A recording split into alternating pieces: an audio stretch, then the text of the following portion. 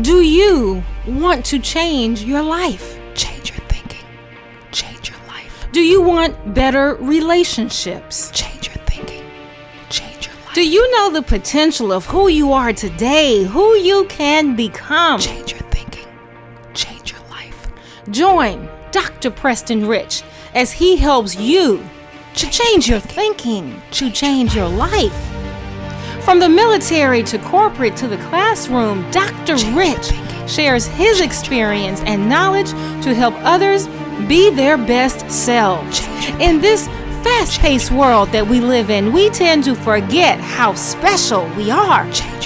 Doc Rich says you are perfectly imperfect and uniquely amazing. And we're going to act like it. Call in or listen in as Doc Rich speaks. Ladies and gentlemen, your host, Dr. Preston Rich.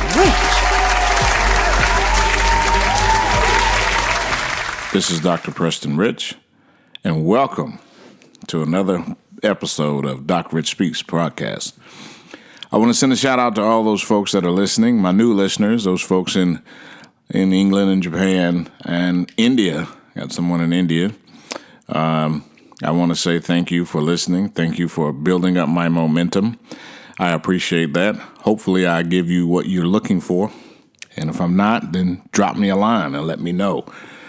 Today, I'm going to talk about three things that I hold near and dear to my heart. And I think that some of you may be able to relate. If you can't, I know you know someone who can. So today, I'm going to talk about actually getting along with people that you don't really have the same views with or what have you. And I think we need a big dose of that in the world today. Not only in the United States with the things that are going on with George Floyd, but I think that there's a lot of folks who have applied uncritical thinking skills to their present situations, and it is fueling their bias. And a funny part about that is people don't understand their biases. Someone will say something to you and say, hey, that's wrong because you're doing it that way. Well, it doesn't mean it's wrong. It just means that they're doing something different. Now, obviously, there are situations where people are doing things wrong, but just because someone is doing something different than you do doesn't make them wrong and doesn't make you right. What is the probability that you can both be right doing the thing you're doing? So I want to talk about three things today: intellectual empathy, intellectual humility, and fair-minded thinking. Now, these things are core concepts of critical tking. When we're talking about critical thinking, we need to actually understand what part of leadership critical thinking has to do with your overall perception and your overall performance of leadership. A lot of folks think because they have followers, they're good leaders, and that's just not the case. You have to have a little bit more than just people who follow you, because a lot of times people follow you because of the fact that they have different duty titles, they have different job titles. They follow you because that's what the job told them to do. They follow you because they are afraid to not follow you.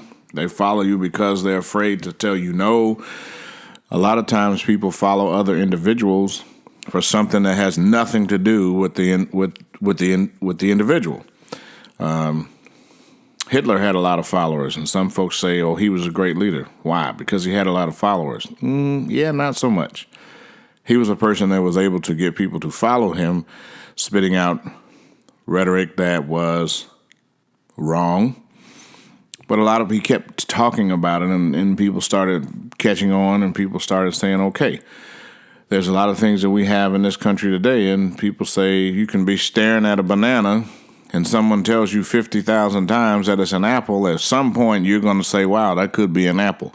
And the could be, the thought that you got off, the reason beyond reasonable doubt or shadow of a doubt or whatever you want to call it at that time, when you believe that you're looking at a banana, but someone's telling you it's an apple, and you believe for a split second that it could be an apple, that's when they get you. See, intellectual empathy has to do with being able to see the other side. Now, I've talked about this before on some of my podcasts to talk about intellectual empathy and understanding how intellectual empathy goes into leadership. But today we're going to talk about intellectual empathy and exactly what it means. Having empathy now I'm not talking about sympathy. Okay, sympathy is feeling sorry for someone, and no one wants you to feel sorry for them. Empathy, however, is being able to see the other side or see where the other person is coming from. You should be able to hear an opposing view, understand why that person who has the opposing view had that opinion, and be okay with the fact that an opposing view exists out there. And at the same time, your biases should not keep you from hearing more of the opposing view. Too many times people tend to have biases and they look for confirmation from other folks who have the same bias. For example, if you are a parent and you feel as though American football is not suited for children under 12 years old, and you go to a football coach like me and you say, I don't think kids should play football and I'm not going to allow my kid to play on your team because I think tackle football for children is unsafe. It leads to concussions, it leads to CTE, it leads to this, it leads to that, it leads to the other. My view is an opposing view because of the fact that I am a football coach for a little league team. My actual son is on a football team and has been for the past 5 years.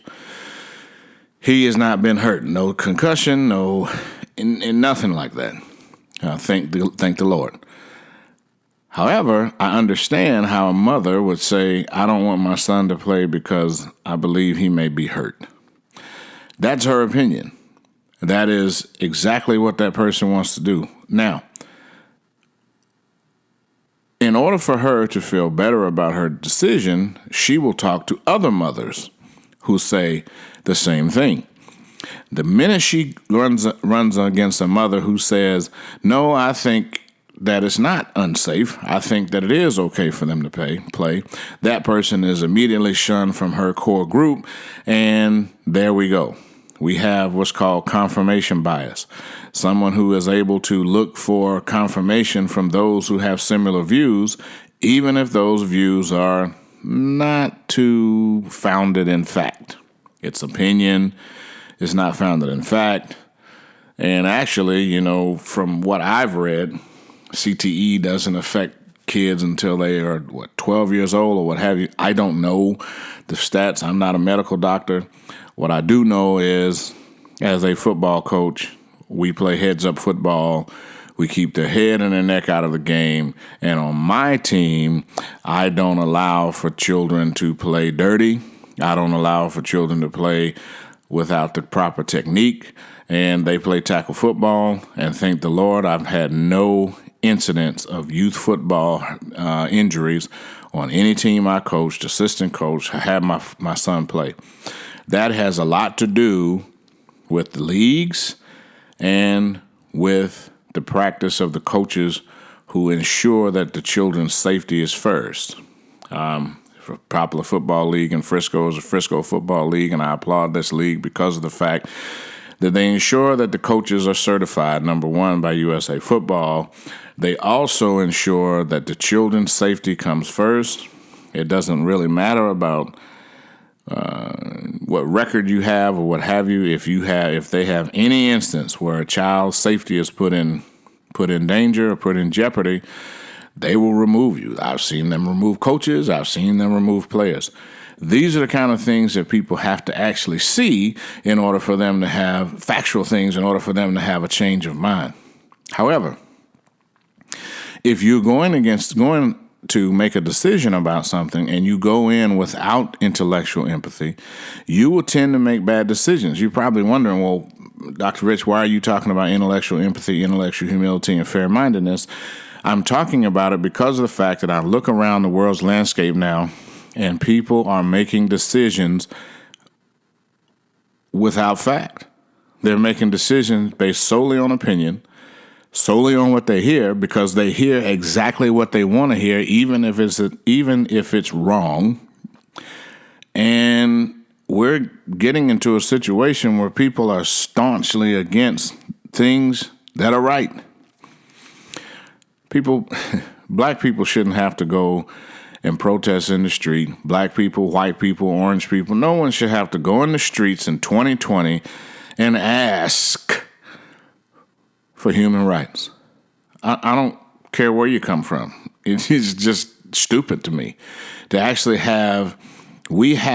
because of the fact that the nation has decided, nope, your life is not as important as my life. We have systemic racism here, and we have to actually go into the streets and protest and go to city halls and go to the nation's leadership and go to our leaders that we elected and say, can we please have human rights? Can we please have equality? Now, that says that in the Constitution of the United States that all men, we're supposed to be created equal, supposedly.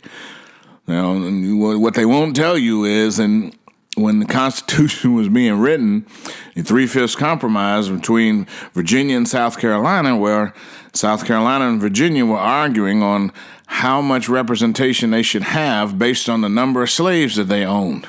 If that doesn't throw you, I don't know what will. But what they came to, the decision that they came to was that you would get 3/5 of a representation based on the number of slaves you had. 60%. Each slave counted for 60%. And it's in this day and age, you would think, wow, does that make sense? That I would be counted in me and 3 out of 5 of my people in my family. If I had a 5-person family, they would only count. It's crazy. 3/5 compromise. They made a compromise to say, okay, if you have more slaves than we have, we'll give you 3/5 of a person. We'll count that as 60%. What? Not 1-on-1? That doesn't make sense to me. This, people, is the thing that you probably need to understand is one of the foundational tenets that our nation was built upon. Now, I'm not here to try to do anything. I know people are probably listening and say, oh, he's race baiting. No, I'm not race baiting. I'm just giving you facts.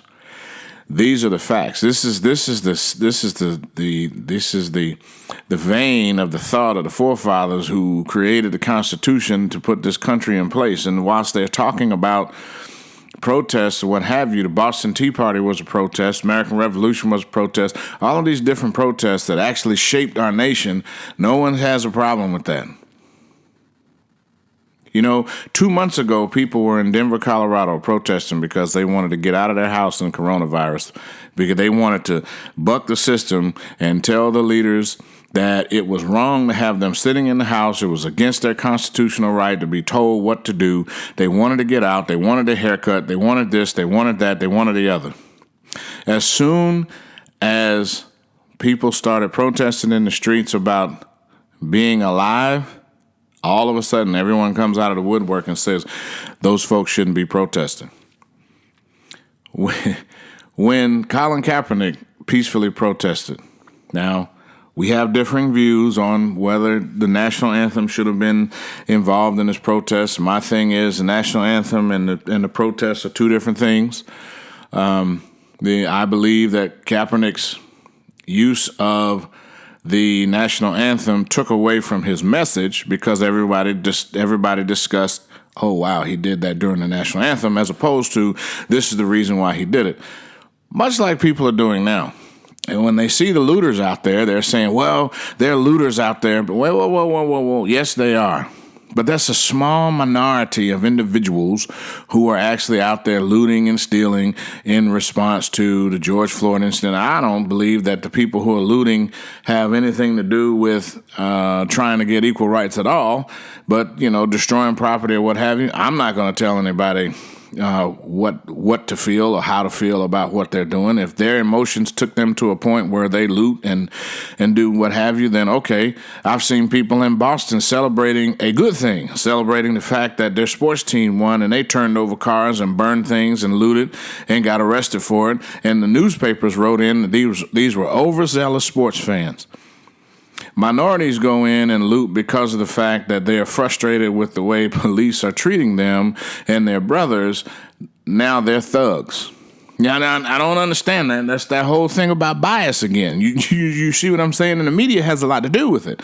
That's the whole thing about bias. People see go look it up. Overzealous sports fans overturn cars and set them on fire and loot and do this and do that, and they were arrested because they were overzealous sports fans. They weren't thugs. Now, they were doing the same thing in Ferguson, okay? They're doing the same thing in New York and L.A., the same thing. And did you notice how quickly the police were dispatched to the quote-unquote rich areas of Los Angeles, California, to protect those material things that those rich store owners had insurance on? Did you see that?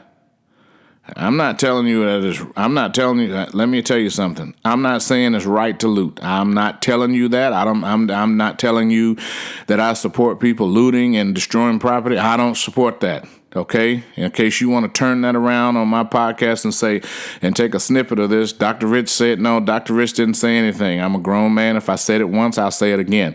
I don't support looting and destroying property for any reason. Okay? What I am going to say is it is mighty funny about the response that you got when you were looting as opposed to the response that you got with the peaceful protests. When the peaceful protests came out, I would like to see some city council people or the president or some congressmen say, hey, let's listen to what these people are saying. They're peacefully protesting. That's their right. That's their constitutional right to peacefully protest. What can we do? Now, I've told you guys before about the 8 Can't Wait, Campaign Zero on Instagram. I don't have any affiliation with Campaign Zero. I did see it. I do follow them on Instagram. I do believe in the 8 Can't Wait, and I do feel as though we need to advance that initiative. Until you have intellectual empathy and face your decisions with said intellectual empathy, this is for naught. This is for naught. N-A-U-G-H-T, naught. This is something that can't be done unless you go into it with intellectual empathy. You need to be able to see the other side. I don't care where you were raised. I don't care what you were doing yesterday. It does not matter. Right is right and wrong is wrong. If you believe that innocent people should be killed while they're being arrested, then we have a big problem. You probably need to go back. And here's the funny part about it. A lot of people think that because of the fact that blacks and minorities are given equal rights, it takes a right from you. How does that happen? Equal is equal. Equal doesn't mean take away from one person to give to another. It means equal. I just want the police to treat my folks the same way they treat yours. Is that hard? That shouldn't be hard if you have intellectual empathy. If that's the case, just think about this. Think about a man who is arrested for allegedly passing counterfeit bills to buy a pack of cigarettes. And think about a man, close your eyes now, close your eyes. Think about a man who walks into a store, who buys a pack of cigarettes, who uses a counterfeit $20 bill. The police are called, the police come. The man goes willingly with the police officers. It's 4 of them to one man. Okay, you imagining that? Now imagine this man is handcuffed and thrown to the ground face down. You imagining that? This man is 6'5", 6'7". He's thrown to the ground, not resisting arrest. He has a police officer's knee on his neck. 170 pound, 180 pound, 200 pound police officer with the knee on his neck. He has another officer's knee on his back for allegedly passing a counterfeit bill. Now keep your eyes closed. Now this man dies. He says, I can't breathe, I can't breathe, I can't breathe. Now imagine this man was white. And the police officers on his back were black. What would you say? Would you be outraged? Would you be upset? Would it be wrong? I'll tell you what happened. in my mind, what would happen is someone, which those police officers who did this to George Floyd, they did get fired and subsequently had charges drawn against them. And we're going to have them have their day in court and due process. It's disheartening to hear how someone can take away from the situation by accentuating the negativity that came from the protest. That's a lack of intellectual empathy. You know, I don't understand. I really don't understand how someone who could go into a church and shoot up a church, kill 9 people in a church, could surrender and be taken to Burger King because they're hungry, as opposed to be thrown down on the ground with a knee in their back after they've taken the lives of 9 people. This is what happened with Dylan Roof in South Carolina. We can go through the history books. We can, as simple as last week, we can go into the same courtrooms and the same judges and look at a white person and a black person, a white male and a black male coming up on the same charge, and the black male gets a higher sentence, gets a longer sentence, a more severe sentence. Why? We don't know. I'm not going to tell you. I'm not going to say you're racist because I don't know enough about the situation and the individual situations to say that, but I'm just putting it out there for you to make your own decision. I'm not trying to influence your decisions. I'm trying to get you to make better ones. Now let's go to intellectual humility. Intellectual humility is being able to understand what you don't know.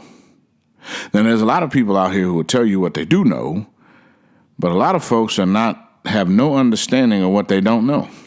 And that's a dangerous place to be in. If you're in a situation where you don't know what you don't know, you have no idea what you don't know about any given situation, you're in trouble. And being able to humble yourself to state, I don't know something, is a major step in your personal development as a thinker, a critical thinker. And when you're doing this along with utilizing your intellectual empathy, you will be able to make better decisions. Now, if you are going into your workplace and you're looking into the situation of how to better get along with your people on your team, and this COVID-19 situation where people are actually not at the job in your face, you have trust issues, number one, because of the fact that you have to have 50,000 conference calls. People are tired of that. Every day you have to have 3 conference calls just to make sure your people are doing their job. Why? Why did you hire someone you couldn't trust in the first place? That's on you as a leader. And why do you feel the need to micromanage individuals and try to, these people call themselves leaders because they were hired and have a position. I'm the Chief Information Security Officer, and I'm in charge of 38 people, and I have to be in all 38 of their business, those people's business. I can't trust the managers who are there to supervise them. I have to go behind my manager's back to ensure that my managers are doing what they're supposed to do. Nope, that's distrust. That's distrust. And then when people try to tell you about leadership, you are so arrogant that you don't admit to yourself that there's a lot about leadership you don't know. Let me tell you something, people. If you're a leader of people and you have no idea what you don't know, trust and believe your people know exactly what you don't know and they will use that against you. Trust me on this one. You have to understand that leadership has nothing to do with you. It has something to do with the individuals. And if you walk around saying, I'm a great leader, you're not. Let other people toot your horn for you. Find out how you can be a resource to help the people on your team, not a hindrance to keep them where they are. If you have people on your team that have been on your team for more than 2 years, you're not a great leader. My situation, anytime that I've been a supervisor, manager, leader of an organization, I want people off of my team in 2 years. That's their shelf life. I want you to go and do bigger and better things on another team. Don't stay on my team, because then that means I'm not doing things to advance you. But see, that takes time. That takes some give a damn from your leader to actually get into what their individuals on their team want to do and help them get there. See, you as a leader are supposed to move obstacles out of your subordinates' way. You can't be so hell-bent on keeping people under your thumb that you're afraid to let them thrive and be their best selves. See, helping others be their best selves are the things that go into your leadership bank, if you will. Those are the things that make you the best leaders. If you tell individuals, if you find out what they want to do and you help them get there, that's being a leader. That's being a transformational leader, not being someone who just checks the boxes to say, yep, I'm a leader. Nope, you're not. If you don't have intellectual empathy and intellectual humility, knowing what you don't know and understanding the other side, you will never be a great leader. You will never be able to make great decisions. It doesn't really have anything to do with leadership. It has more to do with you being a person who can make good decisions. And one of the best things that you can do, one of the greatest things that you can do as a leader is make a daggone decision. If you don't know how to make decisions as a leader, you're not an effective leader. If you don't understand how to use intellectual humility and intellectual empathy in your decision-making process, you will never be a great leader.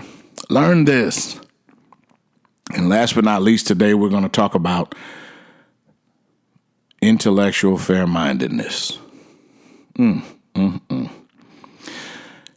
order for you to be an effective leader, in order for you to make great decisions, you have to be fair-minded. And what does fair-minded mean? Firstly, if you're biased, you have no idea what fair-minded means because you think that fair-minded is whatever you think. And those are the things that happen to people. It's not a sin. It happens. I'm just telling you, with my 30-plus years of leadership experience and being in 5 different industries and seeing things, including in the United States military, I kind of have a pretty good bead on how to make decisions and what leadership is all about. You have to be fair-minded. Now, here's the thing about being fair-minded. Sometimes being fair-minded makes you try to understand something that you just have no experience with. Oh, I have to think about this. You know, I used to work for a place called First Plus Financial. And before I had my child, I worked for these people. It was in 98, 99. Before they went under, they had in their parking lot, they had a child care center. They had a parking lot under the building. They had a child care center. And the child care center was for single parents who worked at First Plus Financial. The child care center was a part of the company, meaning if you have children, come and drop your children off. And I thought that was weird until I learned about leadership and found out, oh, that's not weird. That's actually awesome that a company would have a child care center on premise to where now you can kill 2 birds with one stone. You have certified child caregivers. You have reduced child care that comes right out of your check, and you can drop your child off at your job and go to work and earn a living, and you don't have to worry about your children. Oh, wow. Now, that's something that I had to learn to be fair-minded about, because when I was there, I was like, wow, that's different. But I learned, yep, that's probably a great idea. I had to be fair-minded because I had to utilize my intellectual empathy and put myself in the place of a person who was a single parent or didn't have any other options for childcare. And I learned that, wow, this was a revolution. This was something that was revolutionary. I didn't see too many companies that did this. And I think here in the post-COVID or COVID-19 world, I think that we're going to have to come up with new ways to please our workers. We're going to have new ways to keep our workers employed. We're going to have new ways to answer our workers' call and be empathetic to their views. We need to have new ways of doing things differently. We have to be fair-minded. Even in this situation with the George Floyd problem, it's a problem. We have to be fair-minded. If people feel as though they've been wronged for a number of years, guess what? They've probably been wronged for a number of years. We're not making this up. And if you... And no one's calling you wrong for having an opposing view, for thinking that something is different than what we talk about. No one's telling you you're wrong, because if all you knew was what happened in your household, you were not raised with minorities, you were not raised around minorities, you never practiced any kind of racism, you never experienced any kind of racism, you have no clue what we're talking about. This is why you must get out and understand about what you don't know and learn. And people say, well, I'm white. Why do I need to learn about the black struggle? You don't have to. But I guarantee you, before you die, you will run into somebody who's not your color, and you're going to have to understand where they came from in order to communicate with them. You're going to work with them. You're going to go to church with them. You're going to be in the store with them. It happens, people. In order for you to understand unless you're going to move in an island where only white people live, try that. Yeah, that doesn't work too well. People are people, minorities are everywhere. This is what it's going to be. And stop with this whole thing about, white people are going to be the minority in the year 2050. No, they won't. Go look at the stats. Go look at the stats. Go look at the tables. Go look at population. Go look at all of that. No, they will not. I'm sorry to tell you that. They will not. You will not. Stop worrying. And who gives a damn anyway? We're not going to be the majority. So... who cares? Haven't you enjoyed the privilege of being the only people who have the best things in the world all the time long enough? What is it about being a majority that you love so much? Because if you think about it, you always tell us that there's equal opportunity to do everything. And if that was the case, when our forefathers set forth the Constitution, none of that was in there. I'm sorry to tell you that. That's the reason why, the way I feel, the Constitution was written for white men. Period. There were no provisions for women to vote. No provision for women having equal rights. No provisions for blacks or any minority to have any kind of rights. I mean, we had to put all these amendments in because people, quote unquote, forgot. You didn't forget. You were just closed-minded. So if you thought that our forefathers created this to be so equal for everybody, you're wrong. Because if it was, we wouldn't have all of these. Look at all of these laws that we have to have for equal opportunity and equal rights and civil rights. Civil rights? Really? We have to sue somebody for civil rights, human rights? Really?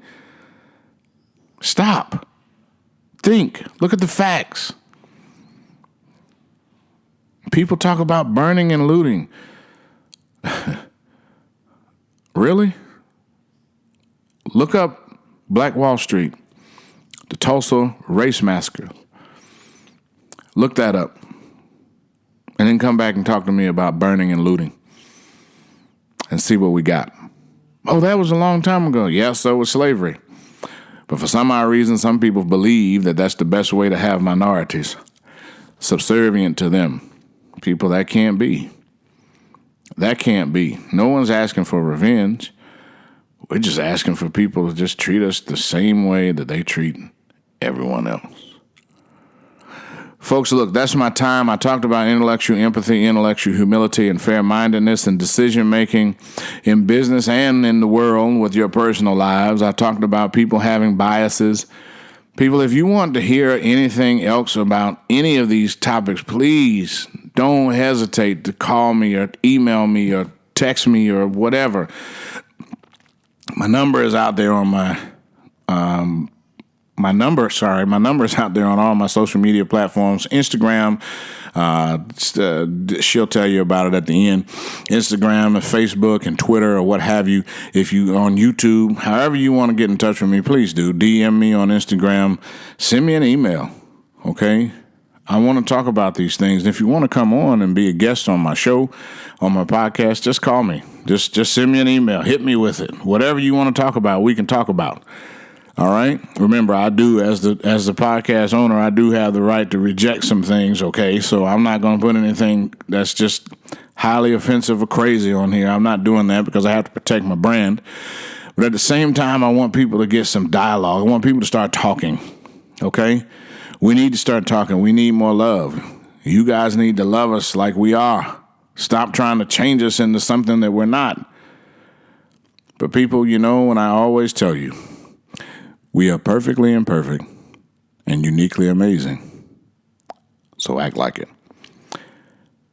If nobody has told you today,